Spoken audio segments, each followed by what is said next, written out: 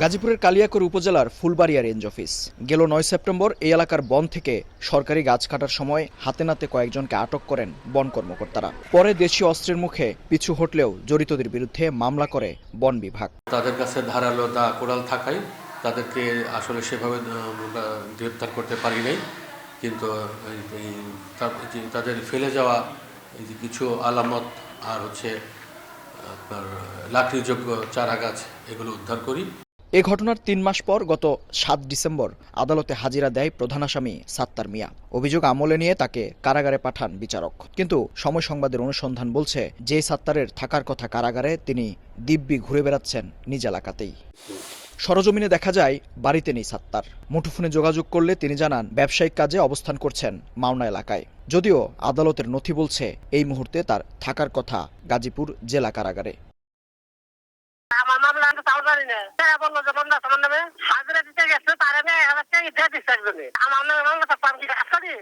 সাত্তার যদি নিজ এলাকায় স্বাভাবিকভাবেই ঘুরে বেড়ান, তবে সাত্তার পরিচয়ে যে কারাগারে রয়েছেন তিনি আসলে কে?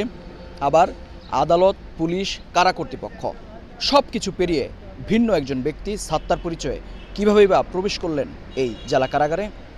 এসব প্রশ্নের উত্তর খুঁজতেই আমরা এখন গাজীপুর জেলা কারাগারে।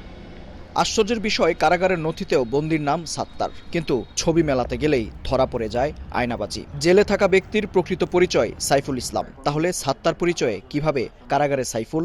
জানতে চাইলে তড়িঘড়ি করে আদালতকে অসঙ্গতির বিষয়টি জানিয়ে চিঠি পাঠান জেল সুপার।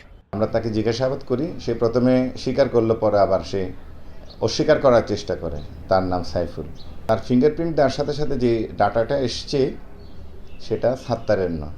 আয়নাবাজির এই অদ্ভুত ঘটনা সম্পর্কে জানতে বারবার যোগাযোগ করেও সাড়া মেলেনি প্রকৃত আসামি সাত্তারের আইনজীবী শ্যামল সরকারের।